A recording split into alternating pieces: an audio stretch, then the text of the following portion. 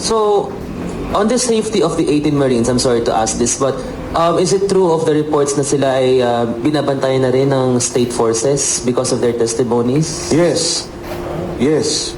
Yes. Oo, sinusundan kami. In fact, baka dito, sinusundan tayo nung, yung ilan ditong vloggers nung nasa Valle Verde, di ba bigla kaming tumayo dahil sinusundan kami. Anyway, going to that question, ito na yung pasabog ko na sinabi ko kay Mr. Flores na dito kay Peplay. So, gagamitin ko na lang tong speaker ko mismo ha.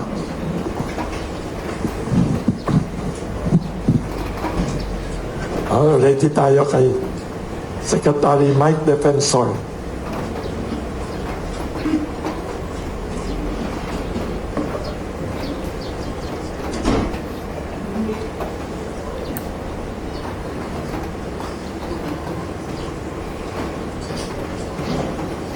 Marami yung nagtataka, bakit naging involved ako masyado? Yes. Pinaliwanag ko, it all started with Sergeant Cotesa. And hindi ako papayag na yung nangyari dun sa kay Sergeant Cotesa ay mangyari sa 18 Marines. Bilang panawagan na rin muli sa ating gobyerno, particular kay Ombudsman Boying Remulla, na ginamit na niya yung affidavit ni Sergeant Cotesa. Nananawagan ako na tulungan na. Total naman technically, kasama na natin si Sergeant, kasama na ninyo si Sergeant Cotesa. Yung kasong inilalaban ninyo ay galing sa mga pananalita ni Sergeant Cotesa. Ang 18 Marines, katulad na nabanggit ko, nagtatago naman sila, maingat, pinoprotekta ng pamilya, pero nung kay Sergeant Cotesa, hindi ganon yung nangyari eh. So I have here yung video clip ng phone call nung asawa niya. Ang nangyari was, may tumawag, kasi nung hindi nadadalo Sergeant Cotesa, may lalapit sa kanyang ex-marine na kasama niya, ibibigay yung telepono. So ang nangyari lang, siya mismo nag-video record yung asawa. At nagsasalita Sergeant Cotesa. This happened last year. Hindi ko mailabas-labas for fear na lalong gipitin si Sergeant Cotesa. Pero ngayon naman, na ginamit na ng gobyerno yung kanyang affidavit. Sana naman, again, apila kay Ombudsman Boying Remulla, bigyan ng protective custody, hanapin at bigyan ng pagtatanggol, seguridad, si Sergeant Cotesa at ang kanyang pamilya.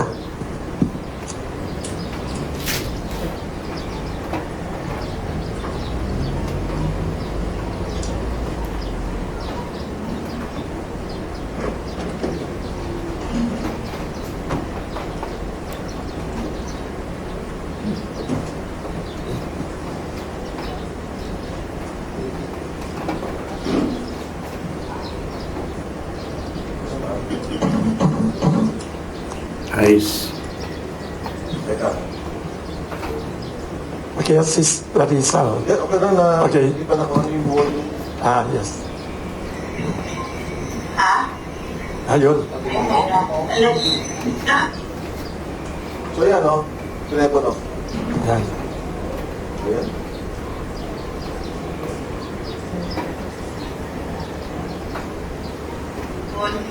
Lumilipat ba? Sige na natin sa pagkakita. Telefon. Lumilipat ba? Hello? Ayan, ito ka na? Matulog ka na? Ano yan? Ano dyan sa kwarto? Ha? Nakasama ko. Naginig siya, naginig. Tumawag si Kuya. Pinukumusta ka. Ulitin mo daw yung sinabi mo kanina na binibidyohan ka para may record. May record ka, pinag-record namin. Yan. Yung tungkol dun sa affidavit na sino ba may gawa ng ikaw o sila? Sila. Inarecord daw na. Sabi-sabihin? O sabihin mo kung ano nangyari doon para may record namin. Yun nga, medyo nabigyan ako ng nakaraang araw. Tama. Tapos binasa ko yung statement na may mga sinigit sila na hindi matotoo. Na hindi na si Maclean na pati si Defenso. Na sinabi nila doon sa statement na pinanakuhan ako ng pera, mamayaran ako. At sinabi pa doon na hindi kasi wala akong alam doon sa dinibili doon sa bahay ni Marquez. Yun lang ang nakalagay doon na ayaw ko dapat pirmahan. At hindi naman ako gumawa ng statement din sila naman. Yun lang ang pinirmahan mo.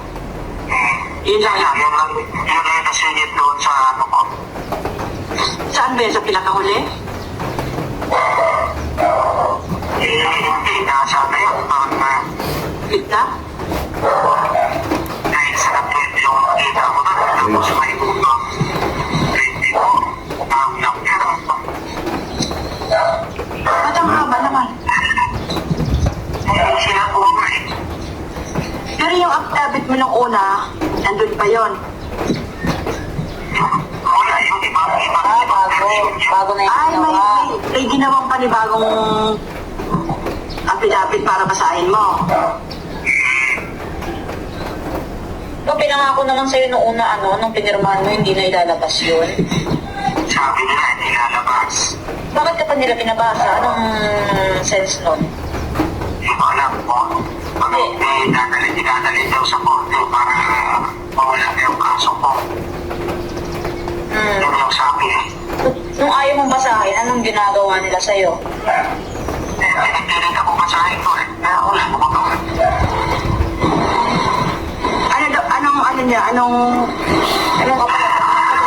Anong kapalit ng pag hindi mo binasa? Para daw manahimik na kayo. Wala na magbubulo dyan sa inyo. Wala naman ang gugulo sa amin, Kaya nga. Sa totoo lang, Han, wala nang gugulo sa amin. Sila lang ang gugulo sa amin. Sila ang gumagawa ng ng paraan para manggulo. Sila nananakot sa amin eh. Kaya sabi ko sa'yo ng nakaraan. Gusto ko naman bulong-bulong na yung utak ko eh. Hindi na ako makatulog. Mag-ano ka muna, bago ka natulog, meron ka muna maligang na tubig. Para ma-relax yung muscle mo. Anak. Sinabihan ka na palabasin ka dyan, mag-text ka sa akin ha. Yes. Ano mo agad sa akin, text mo agad sa akin. Gusto ko sa kalaliman, papantayin mo lang sila doon kung may hearing ng korte, papantayin mo na lang sila sa sini. Babantay talaga sila doon. May isa sa loob, may isa sa labas. Tatlo yan, tatlo daw. Kasi pag pinalabas ka, may kontak na kami doon sa loob, doon ka na lang muna sa loob. Hindi ka na lalabas doon. Hindi ko alam po. Plano nila sa akin eh. Hirap. Telepon. So, Secretary Pacheco, it was Nice. recorded last year pa po. And that was the last conversation of the wife through Sergeant Odessa. Kasi nag-worry ako sa kanya, hindi ko siya nakikita. Nag-worry ako, hindi ko nakikita. So, sabi nung isang kasama, I think kaya sinabi, di ba, nung si Kuya kung pwedeng record ninyo. And confidentially, nasend sa akin. Sinend niya siguro dun sa isang kasama niyang ex-marine. So parang sinasabi na ito, buhay naman. Except, kung napansin nyo, ang sinabi niya, di ba, hindi ko lang kung palalabasin ako. Pag pinalabas ako, paalalayan niyo ako. Yun yung Senate hearing dapat Para hindi natuloy. na hindi natuloy. Na kung palalabasin ako, sabi, sige, may contact na kami sa loob and hindi ka namin papalabasin na. The plan then was, pag pinalabas siya, hihilahin namin siya sa office ni Senator Marcoleta. isisecure na muna namin siya. That was the plan then. Pero yun nga nangyari, hindi lumabas. Hindi siya napalabas. So, diba yung sinabi doon, number 1, iniba ang affidavit at ang sinasabi na bayaran ka ni Marcoleta at ni Defensor. And that number 2, wala kang delivery sa bahay ni Martin Romualdez. Kaya, ito yung panawagan ko ngayon. For the longest time, nanahimik ako, tinitiis ko yan, kung ano yung ginawa nila kay Gutesa. Pero ngayon naman, ginamit na ninyo sa kaso. Kasama nyo na sa kaso, sinabi nyo na yung mga sinasabi niya ay sangkap doon sa final kay Speaker Martin Romualdez. Nice. And nananawagan ako kay Ombudsman na kung maaari, within his authority, within his sphere of influence, ay maprotektahan na, makuha si Sergeant Gutesa, mapalabas na, at maprotektahan siya at ang kanyang pamilya. Dahil ang paniwala ko, Wilson, kung siya lang, hindi matatakot si Gutesa. Kung siya lang, hindi atras. Pero, again, narinig nyo naman, di ba? Sabi, titigilan na kayo. Sinabi niyang kaso, aatras yung kaso sa'yo, yun yung kaso sa affidavit na i-file sa Manila. Na sinabi doon na siya ang kakasuhan pa. So, yun yung binabanggit doon. So, again, thank you sa inyong lahat for that opportunity. Kasi ngayon ko lang ito nilabas. First time. And I hope that this will help Gutesa and his family. Dahil, again, siya ang kakampi ng ombudsman sa kasong to. For the record, sir, buhay po ba si Gutesa o hindi? Ang last na nakuha kong information, ang sabi nila is buhay, and sabi nila kasama daw yung pamilya. As kung saan, hindi ko alam. Pero I'm sure hindi din siya abroad kasi makikita naman sa records kung nag-abroad eh. So you don't know, sir, who is in custody now of Gutesa? Exactly. Hindi ko alam. Hindi ko alam. But definitely, Secretary Defensor, gobyerno may hawak. At then, you don't know necessarily kung ano yung exact na agency or unit, pero gobyerno po ang hawak. Nare-recall ninyo before ang kiniklaim ko Marines? Yeah, I was standing by that word. Although ang problema ko kasi, delayed ako eh. What do I mean? Pag sinabi kong nandito siya, wala na siya doon. Pero galing siya doon. Diba? Pag sinabi kong mukhang nandito na siya, so, kasi yung information na nakukuha ko, hindi naman mabilis eh. Hindi naman siya ang kausap ko kaagad or the family. Grabe, parang suspense na to. Grabe, lalo pati si Serye. Ay, tanong kaya. Yes. Di ba before humarap po siya doon sa city, paano po siya sino po kumuha sa kanya dinala kung saan lugar? Oo. Paano po nangyari? Ano legally ang process? Paano siya nawala? Kasi ang nangyari doon, Wilson, when we were talking, nakaupo kami eh. Oo. Binasa niya yung kanyang affidavit. Tapos sabi ni Senator Marcoleta, sabi, Sarge, ilagay mo doon sa huling probation yung protective custody. So sabi niya, okay. So kung panoorin niyo yung Senate hearing, sinabi niya na umiling po ako na bigyan ako ng proteksyon ng Senado. Nung in the middle of the hearing, na pinapanood ko siya, nagulat ako, sabi na niya, hindi ko na ho kailangan ng proteksyon ng Senado o proteksyon ng DOJ. Diba ganun yung nangyari? Tapos sabi, tinanong siya ni Senator Bato. Sabi, ba talaga yung Marines? From there, alam ko napunta siya sa Marine Compound. Kasama nung MC2. Sa pagkakaalam ko ha, MC2. Pagkatapos nun, wala na. Hindi. In fact, pag labas pa lang ng Senate, wala na akong alam. Hindi ko na siya namomonitor. Bigla na lang magpaparating ng balita. Pinapasabi sa inyo, nandito siya sa ganito. O pinapasabi, nag-save siya dito. Mga ganun na lang. So hindi nyo wala pong information kung sino kumuha sa kanya, saan siya dinala, paano siya Okay, ang kwento, mukhang ang kwento is, nung una, totoong proteksyon. Protect by his former na mga kasama at saka yung unit niya. Okay. And then later on, naging detain na. Na-detain na siya. Pero madaming transfer ha. Hindi lang to isa o dalawa. Pero last update nyo, kung wala kong alam po, Buwan. saan sa exactly? Buwan na. Last update ko, buwan na. Wala ka namang communication sa pamilya. Wala. Again, Kung ano yung whereabouts His niya. family po. noong December, December pa yun. nagparating ako dun sa asawa. Sabi ko, pwede bang ilabas ko na to, mag-file na tayo. Ang sabi ng asawa, natatakot siya para sa buhay ni Gutesa. Baka mamaya pag may lumabas na mga ganito, o lumabas na kung ano man, talagang mapahamak na ang buhay ni Sergeant Gutesa.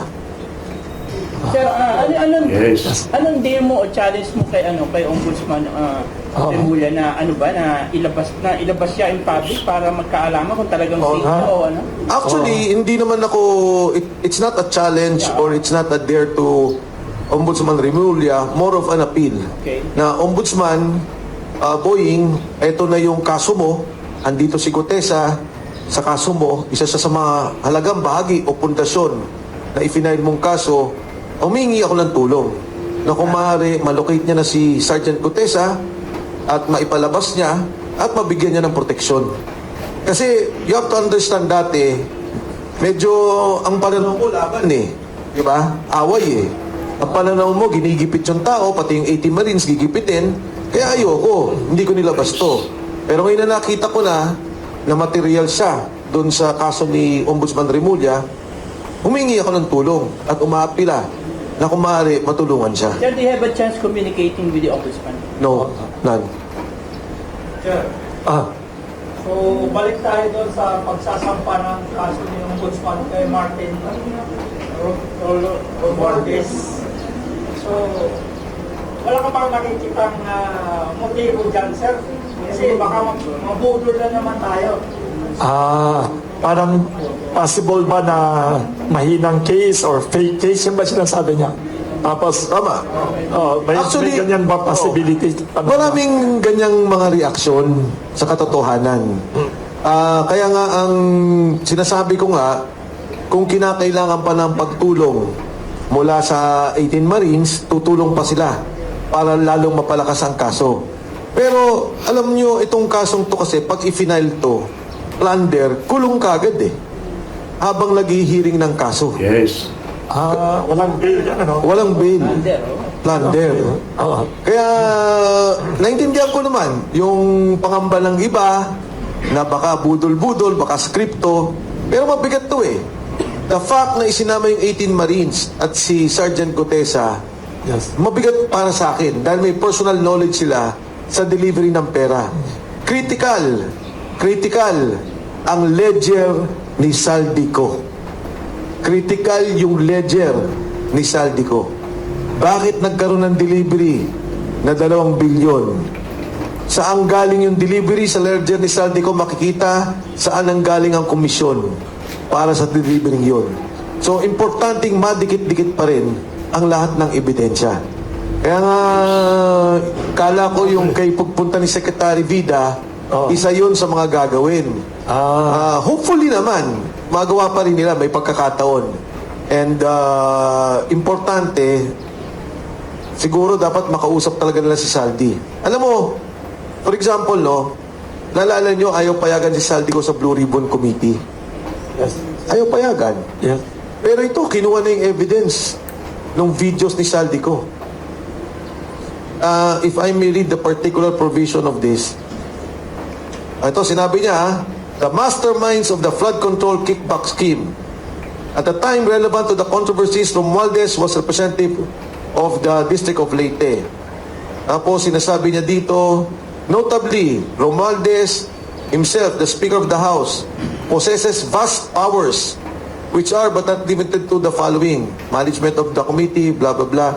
So, parang sinasabi na niya yung relationship. Ngayon, admissions and statements of Co relating to his and Romualdez's role in the infrastructure funding scheme. Sabi ni Co, the chairperson of the House Committee on Appropriations through publicly released video statements made detailed declarations concerning his involvement in a scheme relating to the manipulation of public infrastructure funding, including the collection and transmission of funds purportedly derived therefrom. So yung mismo ano nito ito yung the testimony consistent with the testimonies presented during the hearing, yun naman yung mga delivery ng pera. So parang dinikit-dikit niya. Ngayon, kung gagawin ng legal talaga lahat ng video ni Ko at talagang papayagan siyang, sige, huwag ka munang umuwi. Dahil baka iniisip mo, delikado buhay mo, pero lahat ng to, pirmahan mo. Lahat ng to, i-accept namin na ebidensya. Magsabi ka ng totoo, ang laking bagay niya. Yung pananahimik ng sa Senado, sir, yung Law Raymond Committee, Naunahan na sila ni Boying Remulla. Sana madagdagan pa nila. Pero naunahan sila ni Boying Remulla. Last question ko. Yes. Hindi ba lumaro sa isip mo, sa imahinasyon mo na itong move ni Remulla na magpapile na ng ganyan, his first pushing to with the filing of the case against Romualdez, hindi ba lumaro sa isip mo na may go signal na siya kay BBM? Ang tanong kung may go signal to ni BBM, kung lumaro sa isip ko. Ako kasi, mahirap mag-analyze pa o gumawa ng opinion, no? Kasi parang sa akin, lahat ng yan tama ba tong kaso? Paulit-ulit kong binabasa. Bakit may ganitong kaso? Ito ba'y itinulak ni BBM? Ang para sa akin lang, lahat ng yan lumaro sa isip ko, lahat. Yes. Ang importante lang sa akin is number one, nailagay sa ebidensya ang video statements ni Ko, nailagay ang statement ni Gutesa, which is official anyway sa Senado, nailagay yung affidavit ng 18 Marines, na official din naman, submitted sa Ombudsman. Kasi at that time, binabaliwala Hindi pinapansin, pinapatay yung storya. Ngayon, mismong yung Ombudsman na ang naglagay. Kung saan to hahantong, hindi ko alam. Kung saan to tutuloy, hindi ko alam. Paano ko ba sasabihin yung alam mo si Toby Chango, Congressman Toby Chango, magkausap kami. Sabi ko, Toby, sabi niya, kamusta ka na, Mike? Tayo, sabi ko, pareho tayo ng lahat ng statement. Pareho kami Ang diferensya natin, ako dumidiretso hanggang taas. Ikaw humihinto ka. Tapos tumawa naman siya. Pero sabi ko, nevertheless, yung accountability, yung korupsyon, yung nangyayaring mali, inilalabas mo at nagsasalita ka. So para sa akin, ganun din to. Kung anong intensyon ito, kung saan to papunta, importante na nagkaroon ng kaso sa korupsyon. May accountability. At doon sa bagay na lang na yun, papanigan ko si Ombudsman Remulla.